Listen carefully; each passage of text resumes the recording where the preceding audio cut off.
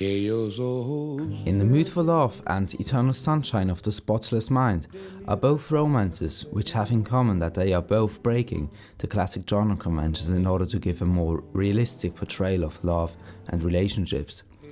Whereas Eternal Sunshine explores the theme of memory, identity fear, and shows the imperfection of romantic relationships, In A Mood for Love waltzes around the theme of control over sexual desire and fidelity in relationships, and resolves in a requiem for a lost time. I will be looking at the genre's conventions and how the films defy them in the script, as well as in cinematography. Although In the Mood for Love was shot in the year 2000, the story is placed 38 years earlier in the year 1962, and therefore it is important to first look at Hong Kong's culture in that time frame. In the 1960s, Hong Kong, as a British colony, was a refuge to many immigrants from communist China, and the names of our protagonists from Shanghai, which still retained their own customs and local identities. And one custom view held in this time frame is that friendships between a man and a woman are inappropriate, something essential in the film. On the other side, Eternal Sunshine is set in modern America. In 2003, Hollywood had been dominating the film industry since the 1920s, and the romance genre rarely saw films that departed from the typical Hollywood formula. Western culture, at this point, still valued its belief about romantic love, including love at first sight, the concept of soulmates, idealization of the perfect partner, and how love conquers all. And it is only then that a small part of society grew tired of those often delusional and idealistic themes, yearning for more realistic portrayals of relationships in films such as Eternal Sunshine.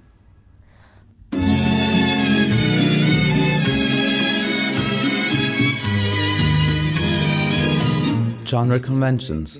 Romances, from beginning on, all have one prevailing underlying theme: true love. They reaffirm deeply held beliefs in Western culture, and this is essentially what Eternal Sunshine and In the Mood for Love don't do. The narrative of romances usually follows a boy meets girl, boy loses girl, boy gets girl back structure, which consists of the main male character meeting the main female character and them eventually falling in love. The film will then mostly involve some sort of betrayal or argument, which forces the characters to break up. There will then be a time of mourning, usually shot in a montage, where one or both of the characters reflect on the lost relationship and reevaluate it. Ultimately, the film will most likely have a happily after ending, where the love interests are reunited and everybody's happy. Romances usually use continuity editing to draw attention away from the camera, and the editing will be very smooth, creating almost seamless transitions.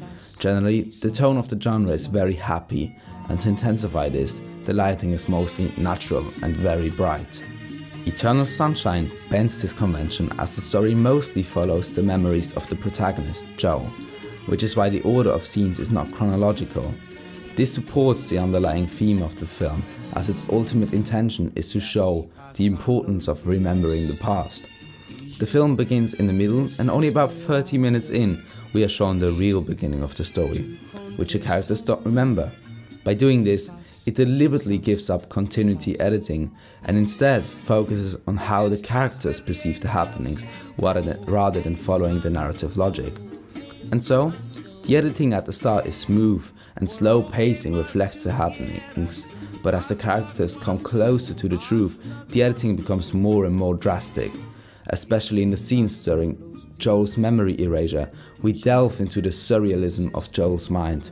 Fast-paced scenes, jump cuts, and many unconnected locations reflect the chaos and frustration that is going on in Joel's mind, and further break technical romance conventions of the continuity editing.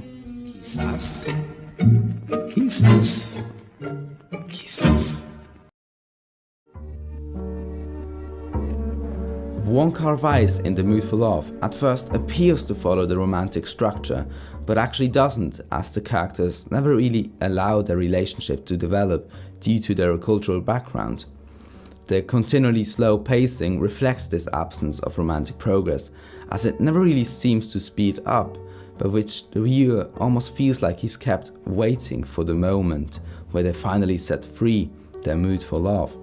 However, the film ends with a number of scenes where we see the characters just missing such an encounter. By doing this, the film supports its theme of repressed sexual desire. What sustains the now is a fantasy of a relationship which didn't arise because emotions were suppressed for too long. The ending is almost tragic as it reflects how relationships in real life often end because they were never really given a chance out of fear of having to quit a fond fantasy. Characters. The protagonists in romances also usually all resemble a similar character type. The male protagonist will often be handsome, with boyish charm and witty, however a little lost in life with some sort of commitment issue, also because he doesn't quite know what he wants until he finally meets the woman of his life, the female protagonist. She is beautiful and independent, but her unconventional style caused her to be a bit unlucky in love, a curse which, here as well, ends when she meets the male protagonist. Eternal Sunshine's two characters, Clementine and Joel, both break this convention. Our male protagonist is insecure and rather afraid of commitment, which is why he constantly refuses to open up about himself and so ultimately ruins the relationship. At the beginning, it isn't him who approaches Clementine, a counterpart female protagonist, but her who kind of encroaches on his privacy in an awkward scene on a train. She is independent, a little bit aggressive and very open about her flaws. I'm just a fucked up girl who's looking for my own peace of mind. Their emotional instability is generated by the effect of a handheld camera, which also serves the tone of the film. It suggests a sense of dynamics, as if what is happening is unrehearsed and completely real, and the awkward dialogues only intensify this effect. The main intention of having such characters who are obviously so imperfect is the statement it makes about romantic relationships. The film tries to convey that flaws of the partner should always be accepted and embraced instead of deprecated. The ending of the film emphasizes this embrace of imperfection, as Joel and Clementine give their relationship another try, even after hearing themselves talk badly about each other. They know that they will inevitably grow apart, but they choose to accept that relationships are never really perfect, and we should value those bad relationships as a sort of experience from which one can gain positive things as well. In the Mood for Love bends the convention of characters in a different way.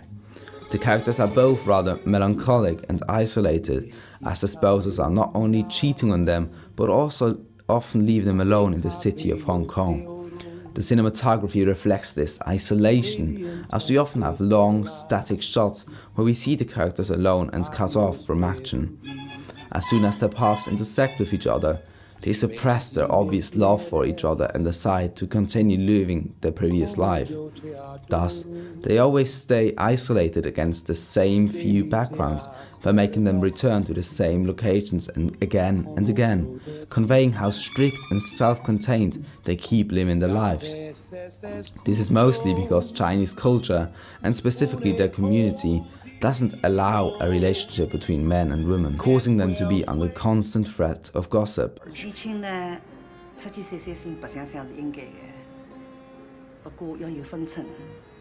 The cinematography echoes this feeling of being observed by its constant double framing. By always putting objects in front of the characters, the viewer gets the impression of being detached from the action, being more like an observer spying on the characters. The film shows how, despite their unhappiness, the characters almost absurdly try to hold on to their fantasy of a happy marriage and so suppress any emotions that endanger this feeling of control. Consequently, when they finally confess their love and presumably engage in sexual intercourse, the action only happens off-screen, as if the characters don't want to admit that this affair happened and they lost control. In fact, most of the action occurs inside the characters rather than outside, and the film so rejects typical romance conventions, storywell as well as in cinematography. In conclusion, Eternal Sunshine and In the Mood for Love are such untypical films in the genre because they both show the bad relationships, the ones that never really came to be, and the ones that end without a happily ever after, but come to an unsatisfying end. And so, both films, through their own cultural lens, show us an often ignored view of relationships and romance.